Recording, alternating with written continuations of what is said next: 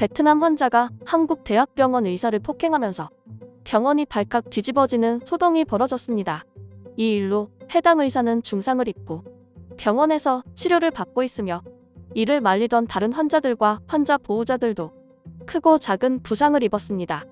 병원에서 이런 일이 발생했다는 것이 충격을 주고 있는데요. 사흘 전 서울에 위치한 한 대학병원에서 치료를 받던 베트남인 A씨가 의사를 폭행하고 이를 말리던 간호사, 그리고 이 소리를 듣고 들어와서 말리던 환자 2명을 폭행하는 사건이 발생했습니다. 해당 의사는 눈 주위를 비롯한 얼굴 위주로 중상을 입고 입원 치료를 받고 있습니다. A씨가 의사를 폭행한 이유는 황당합니다. A씨는 감기 때문에 대학병원을 찾았습니다. A씨는 해당 병원 근처 공사 현장에서 일하던 중 감기 증상이 심해져 현장 감독으로부터 병원을 빨리 가보라는 지시를 받고 해당 병원을 찾은 것입니다. A씨는 38도가 넘는 발열과 기침 등 코로나 증상을 호소했고 의사는 단순 감기가 아닐 수 있으니 코로나 검사부터 받아야 한다고 조언했습니다.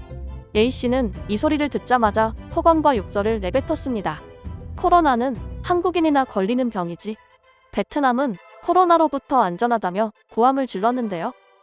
의사는 당황하지 않고 해당 베트남인에게 코로나 진료소를 안내하며 침착하게 대응했지만 이 베트남인은 의사의 권유를 무시하고 의사를 폭행했습니다.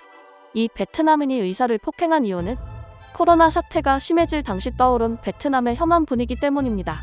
이 베트남인은 한창 코로나로 인한 혐한 분위기가 베트남 내에서 가장 심할 때 베트남 내에 거주하다가 베트남 정부가 혐한 분위기를 자제시킬 때쯤 한국으로 들어오면서 혐한 분위기를 그대로 안고 한국 내에서 거주하기 시작한 겁니다. 이쯤에서 베트남인이 어떻게 코로나 증상이 있음에도 진료실까지 들어갈 수 있었는지 궁금하실 겁니다. 해당 베트남인은 처음부터 끝까지 모든 게 악질이었습니다. 발열 사실을 숨기려고 발열 체크 직전 얼음팩으로 이마와 손목을 찜질하고 기침 등 모든 증상을 숨긴 채 진료실까지 진입했습니다. 의사는 해당 베트남인이 증상을 이야기하는 모습을 본 순간부터 뭔가 이상하다고 느꼈다고 합니다. 왼쪽과 오른쪽 손목의 체온 측정 결과가 다르고 병원 입구에서 잰 체온과의 차이가 무려 8도나 난다는 점 때문에 당연히 의심할 수밖에 없었다고 합니다. 진료상 질문인 것처럼 유도하면서 시간을 끈 뒤 제대로 측정한 결과 해당 베트남인은 38.5도가 넘는 체온을 기록했고 기침 등 코로나 증상을 거의 모두 갖고 있었기 때문에 바로 코로나 진료소로 안내를 했던 것입니다. 다른 환자들의 건강도 신경 써야 하기 때문입니다. 해당 베트남인은 PCR 검사 결과 실제로 코로나 양성 판정을 받았습니다. 이로 인한 병원의 피해도 심각했습니다. 이 당시 베트남인을 접촉한 38명의 환자와 2명의 의사, 5명의 간호사 등 총 50여 명의 접촉자가 격리 대상자로 분류됐습니다. 그리고 해당 진료실은 3일 넘도록 진료를 하지 못했고 2개의 진료실 중 하나만 운영이 되면서 환자들의 불편이 극대화되기도 했습니다. 다행히 전파되지는 않아서 코로나 확진 판정을 받은 접촉자는 없는 것으로 전해졌습니다. 문제는 폭행 과정에서 부상을 당한 사람들입니다. 의사는 눈 주위로 크게 부상을 입어 입원 치료를 받고 있습니다. 전치 6주 이상의 부상인데 자칫 실명이 될 수도 있었습니다. 해당 의사는 당시 상황을 설명하면서 내분 비내과 의사들은 응급처치용 메스까지는 아니지만 족집게 같은 뾰족한 물건을 책상 위 등에 둔다. 이걸 생각하면 매우 아찔하다고 말했습니다. 이를 말리던 여성 간호사 2명은 팔꿈치와 다리 등에 가벼운 부상을 입었고 이 소리를 듣고 달려와 말린 환자 및 환자 보호자들도 가벼운 타박상을 입었습니다. 해당 베트남인은 병동을 순찰 중이던 보안 요원들이 제지했고 즉시 격리 조치되었습니다. 경찰은 코로나 격리 기간이 끝난 이후 즉시 조사하고 베트남으로 강제 송환하는 방침을 고려 중이라고 밝혔습니다. 더 무서운 것은 건강보험공단 측의 조치입니다.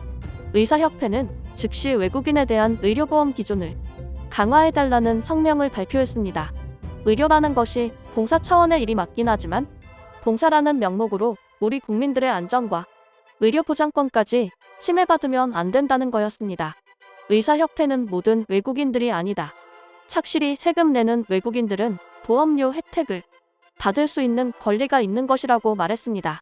그러면서 그러나 범죄 이력이 있거나 세금을 3번 이상 체납하는 등 납세의 의무를 제대로 이행하지 않는 외국인들까지 우리 국민들의 세금으로 보호할 필요는 없는 것이고, 최근 이들로 인한 범죄가 끊이지 않고 있기 때문에 규제가 절실하다고 말했습니다. 정부는 즉각 응답했습니다. 건강보험공단 측은 납세의 의무를 다하지 않는 외국인들은 우리나라 병원을 통한 의료보험 혜택을 받을 수 없다고 발표했습니다. 범죄 이력이 있거나 체납 이력이 있는 외국인들을 대상으로 한 의료보험 혜택을 전면 폐지하겠다고 한 겁니다. 보험공단은 반박의 여지도 있으나 이 결정이 맞다는 입장을 고수하고 있습니다. 우리 국민들 중에서 기초생활수급자분들도 세금을 납부하는데 외국인이라고 봐줄 수는 없다.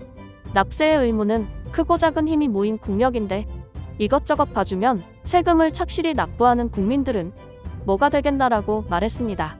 건강보험공단 조사에 따르면 이 조치 시행 이후 외국인 중 20%, 그중에서도 베트남 체류자 중 70% 이상이 의료보험 혜택 중단이 될 것이라고 합니다. 이로 인한 우리 국민들의 혜택을 늘리는 것도 고려 중인 것으로 알려졌습니다. 해당가의 베트남인은 베트남 정부에서도 송환을 거부한 것으로 알려졌습니다. 우리 경찰 당국 조사 결과 이미 베트남 현지에서도 전과가 4개나 있는 악질이었기 때문입니다. 베트남 대사관은 현지 경찰 당국으로부터 서한을 받은 결과 송환 불가 조치를 받았다고 전했습니다. 폭행을 당한 해당 의사는 대학병원으로부터 명예훈장을 받을 예정입니다. 베트남인의 위협에도 다른 환자들의 안전을 위하여 희생한 공로를 인정받은 것입니다. 익명을 요구한 해당 의사는 대학병원에서 23년 동안 근무한 베테랑이었습니다.